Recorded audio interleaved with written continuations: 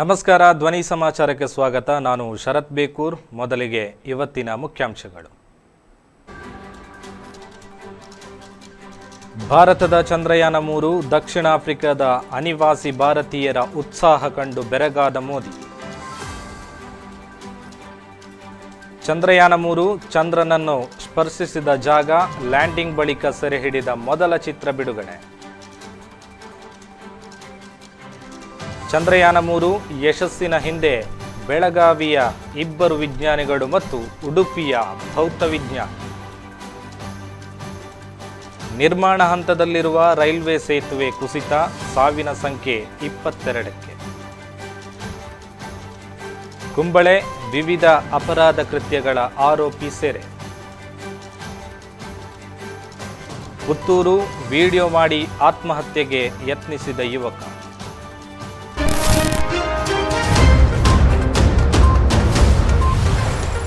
ಭಾರತದ Chandrayaan 3 lander module Vikram ಯಶಸ್ವಿಯಾಗಿ landing ಆಗಿದ್ದಕ್ಕೆ ಪ್ರಧಾನಿ ನರೇಂದ್ರ ಮೋದಿ ಅವರು ಇಸ್ರೋವನ್ನು ಅಭಿನಂದಿಸಿದ್ದಾರೆ.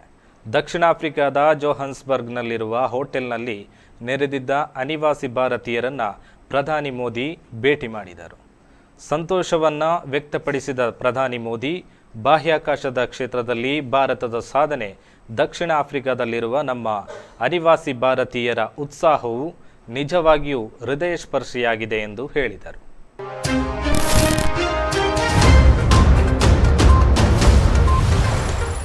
ಇಸ್ರೋದ ಮಹತ್ವಾಕಾಂಕ್ಷೆಯ ಚಂದ್ರಯಾನ 3 ಲ್ಯಾಂಡರ್ ಮಾಡ್ಯೂಲ್ ಬುಧವಾರ ಸಂಜೆ 6:04 ಚಂದ್ರನ ಮೇಲ್ಮೈಗೆ ಇಳಿಯುವಲ್ಲಿ ಯಶಸ್ವಿಯಾಗಿದೆ.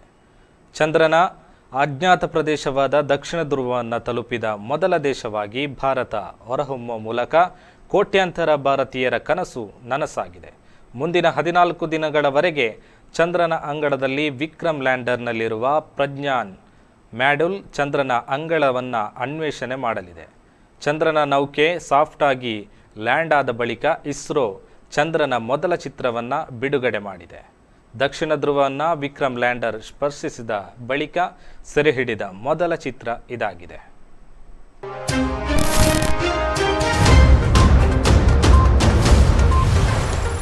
ಭಾರತೀಯ ಬಾಹ್ಯಾಕಾಶ ವಿಜ್ಞಾನದ ಮುನ್ನಡೆಯ ಪ್ರತೀಕ, ದೇಶದ ಹೆಮ್ಮೆಯ ಇಸ್ರೋದ ಚಂದ್ರಯಾನ ಸರಣಿ 3ನೆಯ ಯಾನದ ವಿಕ್ರಮ್ ಲ್ಯಾಂಡರ್ ಚಂದ್ರನ ದಕ್ಷಿಣ ಧ್ರುವದ ಮೇಲ್ಮೈನಲ್ಲಿ ಇಳಿದಿದೆ. ಈ ಭಾರತ ಐತಿಹಾಸಿಕ ಯಶಸ್ಸಿನ ಹಿಂದೆ ಬೆಳಗಾವಿಯ 2 ವಿಜ್ಞಾನಿಗಳು ಮತ್ತು ಉಡುಪಿಯ ಭೌತವಿಜ್ಞಾನಿ ಉಡುಪಿ ರಾಮಚಂದ್ರ ರಾವ್ ಅವರ ಕೊಡುಗೆಯೂ ಇದೆ.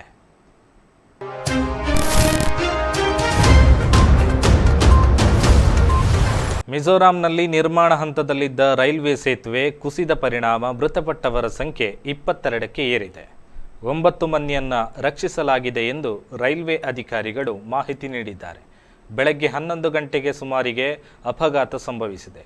ಈ ವೇಳೆ 40 ಮಂದಿ ಕಾರ್ಮಿಕರಿದ್ದರು. ಘಟನೆಯ ಕುರಿತು ಹೆಚ್ಚಿನ ತನಿಖೆ ನಡೆಸಲು ರೈಲ್ವೆ ಉನ್ನತ ಮಟ್ಟದ ಸಮಿತಿಯನ್ನು ರಚಿಸಿದೆ. ಅಪಘಾತದ ಬಗ್ಗೆ ಪ್ರಧಾನಿ ನರೇಂದ್ರ ಮೋದಿ ಮತ್ತು ಮಿಜೋರಾಂ ಮುಖ್ಯಮಂತ್ರಿ ಸೋರಂತಂಗಾ ಸಂತಾಪ ವ್ಯಕ್ತಪಡಿಸಿದ್ದಾರೆ.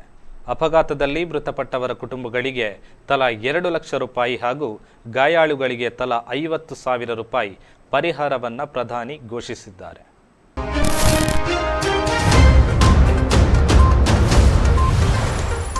ಹತ್ಯೆ ಸಹಿತ ಹಲವು ಪ್ರಕರಣಗಳಲ್ಲಿ ಆರೋಪಿಯಾದ ಬಂದಿಯೋಡ್ ಅಡ್ಕ ಬೈದಲದ ಅಬ್ದುಲ್ ಲತೀಫ್ ಯಾನೆ ಕಳಿತೋಕ್ ಲತೀಫ್ ವಿರುದ್ಧ ಕಾಪಾ ಪ್ರಕರಣ ಕೇಸು ದಾಖಲಿಸಿ ಪೊಲೀಸರು ಬಂಧಿಸಿದ್ದಾರೆ. ಆತ ಅಡ್ಕ ಬೈದಲದ ಮಜೀದ್ ರಹಮಾನ್ ಅವರ ಮನೆಗೆ ನುಗ್ಗಿ ಕೊಲೆ ಯತ್ನ ನಡೆಸಿ ಕಾರಿಗೆ ಹಾನಿಗೈದ ಆರೋಪಿಯಾಗಿದ್ದಾನೆ. ಇದು ಸಹಿತ 9 ಪ್ರಕರಣಗಳು ಈತನ ವಿರುದ್ಧ ದಾಖಲಾಗಿದೆ. ಉಪ್ಪಳದ ಅಲ್ತಾಫ್ ಹತ್ಯೆ ಪ್ರಕರಣದಲ್ಲೂ ಈತ ಆರೋಪಿಯಾಗಿದ್ದಾನೆ. ಅಲ್ಲದೆ 3 ಹತ್ಯೆ ಪ್ರಕರಣ, 1 ದರೋಡೆ ಪ್ರಕರಣ ಹಾಗೂ ಮಂಜೇಶ್ವರ ಪೊಲೀಸರಿಗೆ ಕೋವಿ ತೋರಿಸಿ ಬೆದರಿಕೆಯೊಡ್ಡಿದ್ದ ಪ್ರಕರಣದಲ್ಲೂ ಈತ ಆರೋಪಿಯಾಗಿದ್ದಾನೆ. ಈತ ಇದೀಗ ಕಣ್ಣೂರು ಸೆಂಟ್ರಲ್ ಜೈಲಿನಲ್ಲಿ ನ್ಯಾಯಾಂಗ ಬಂಧನದಲ್ಲಿದ್ದಾನೆ.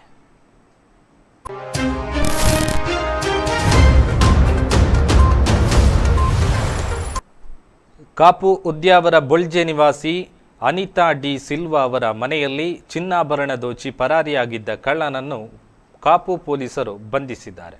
ಚಿನ್ನಾಭರಣ, ನಗದು, ಸ್ಕೂಟರ್ ಸಹಿತ 8 ಲಕ್ಷ ರೂಪಾಯಿ ಮೌಲ್ಯದ ಸೊತ್ತುಗಳನ್ನು ಪೊಲೀಸರು ವಶಪಡಿಸಿಕೊಂಡಿದ್ದಾರೆ. ಕಟಪಾಡಿ ಏಣುಗುಡ್ಡೆ ಗ್ರಾಮದ ಅಚ್ಚಡ ನಿವಾಸಿ ಜೋನ್ ಪ್ರಜ್ವಲ್ ಫೆರ್ನಾಂಡಿಸ್ ಬಂಧಿತ ಆರೋಪಿ.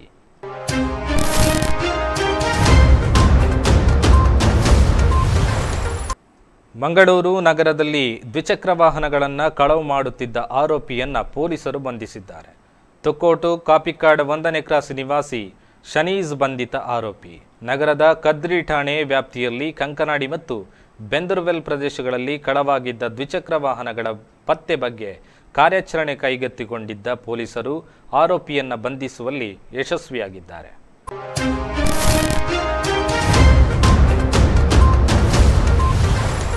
ಆತ್ಮಹತ್ಯೆ ಮಾಡುವುದಾಗಿ ವಿಡಿಯೋ ಮಾಡಿ ಯುವಕನೊಬ್ಬ ಆತ್ಮಹತ್ಯೆಗೆ ಯತ್ನಿಸಿದ ಘಟನೆ ಮಂಗಳವಾರ ಪುತ್ತೂರಿನಲ್ಲಿ ನಡೆದಿದೆ. ಪುತ್ತೂರಿನ ಕಟ್ಟತ್ತಾರು ಸಮೀಪದ ನಿವಾಸಿ ಅಬ್ದುಲ್ ನಾಸೀರ್ ಆತ್ಮಹತ್ಯೆಗೆ ಯತ್ನಿಸಿದ ಯುವಕನಾಗಿದ್ದು, ಗಂಭೀರ ಸ್ಥಿತಿಯಲ್ಲಿ ಆತನನ್ನು ಮಂಗಳೂರು ಆಸ್ಪತ್ರೆಗೆ ದಾಖಲಿಸಿ ಚಿಕಿತ್ಸೆ ನೀಡಲಾಗುತ್ತಿದೆ. ತಾನು ಚಾಲಕ ವೃತ್ತಿ ಮಾಡುತ್ತಿದ್ದು, ಬೆಳ್ಳಾರೆ ಸಮೀಪ ಮಾಲಕರು ತನಗೆ ಹಲ್ಲೆ ನಡೆಸಿದ್ದಾರೆ, ಆದ್ದರಿಂದ ನಾನು ಆತ್ಮಹತ್ಯೆ ಮಾಡಿಕೊಳ್ಳುವುದಾಗಿ ವಿಡಿಯೋದಲ್ಲಿ ಹೇಳಿಕೊಂಡಿದ್ದಾರೆ.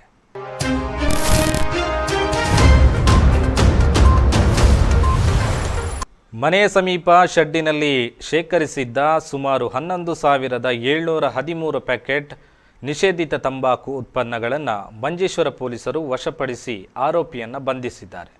ಉಪ್ಪಳ ನಿವಾಸಿ ಕೆ ಮೊಹಮ್ಮದ್ ಬಂಧಿತ ಆರೋಪಿಯಾಗಿದ್ದಾನೆ.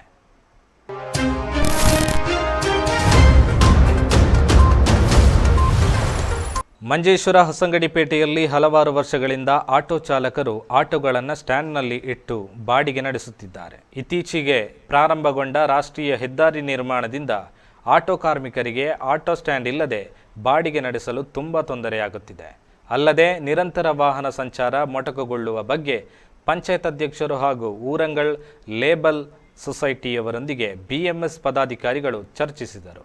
ನಂತರ ಅಧಿಕಾರಿಗಳು ಆದಷ್ಟು ಬೇಗ ಈ ಸಮಸ್ಯೆಗೆ ಪರಿಹರಿಸುವುದಾಗಿ ಸೂಚಿಸಿದ್ದಾರೆ.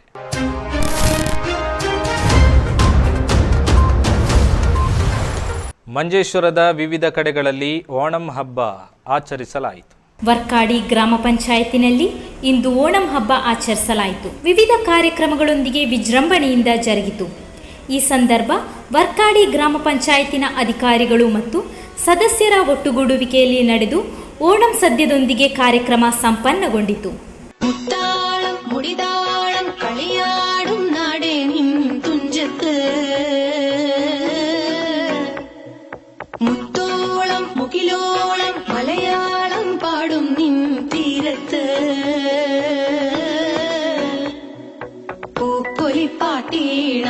മൈലാഞ്ചി പാട്ടിനഴകൊടു കൂട്ടുകൂടും നേരം നല്ലോണം നമ്മൾ കോണം പൂരം തുടിതാളം മഴയുടെ നേരം നീണ്ടു നിൽക്കും നരവനതാളം പരിചകളുടെ നീരുളി മേളം നെഞ്ചിനു താളം നിലവിനു മേളം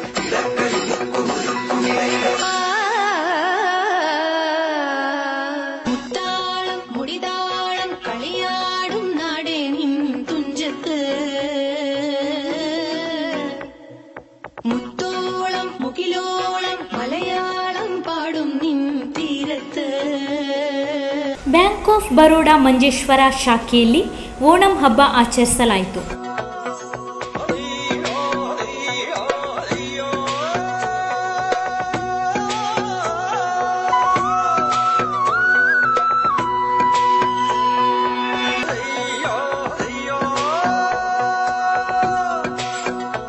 ಮಂಜೇಶ್ವರ ಪ್ರಧಾನ ಅಂಚೆ ಕಚೇರಿಯಲ್ಲಿ ಓಣಂ ಹಬ್ಬ ಆಚರಣೆಯನ್ನು ಆಚರಿಸಲಾಯಿತು.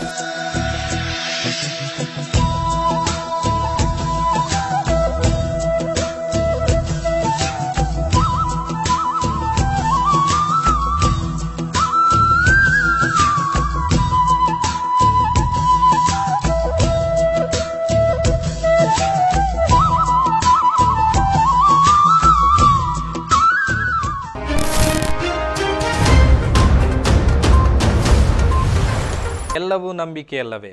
ನಮ್ಮ ಮೇಲೆ ಅಥವಾ ನಾವು ಮಾಡುವ ಕೆಲಸದ ಮೇಲೆ ನಂಬಿಕೆ ಇರುವಾಗಲೂ ಅದ್ಯಾವುದೋ ಅಗೋಚರ ಶಕ್ತಿ ನಮಗೆ ನಮ್ಮ ಕೆಲಸದ ಯಶಸ್ವಿಗೆ ಕಾರಣವಾಗುತ್ತದೆ ಎಂಬ ನಂಬಿಕೆ ನಮ್ಮ ಆತ್ಮಶಕ್ತಿಯನ್ನು ಹೆಚ್ಚಿಸುತ್ತದೆ. ನಿನ್ನೆ ನಡೆದ ಚಂದ್ರಯಾನ ಯಶಸ್ಸಿಗೆ ಪ್ರಾರ್ಥನೆ ಸಲ್ಲಿಸಲು ಇಸ್ರೋ ಮುಖ್ಯಸ್ಥ ದೇವಸ್ಥಾನಕ್ಕೆ ಬಂದ ಈ ವಿಡಿಯೋ ಇಂದಿನ ವೈರಲ್ ಸೆಗ್ಮೆಂಟ್ನಲ್ಲಿ. ಇದರೊಂದಿಗೆ ಇಂದಿನ ಸಮಾಚಾರವನ್ನು ಮುಕ್ತಾಯಗೊಳಿಸ್ತಾ ಇದ್ದೇನೆ. ನಿರಂತರ ಸುದ್ದಿಗಾಗಿ ವೀಕ್ಷಿಸಿ ನಿಮ್ಮ ಧ್ವನಿ ಮೀಡಿಯಾ.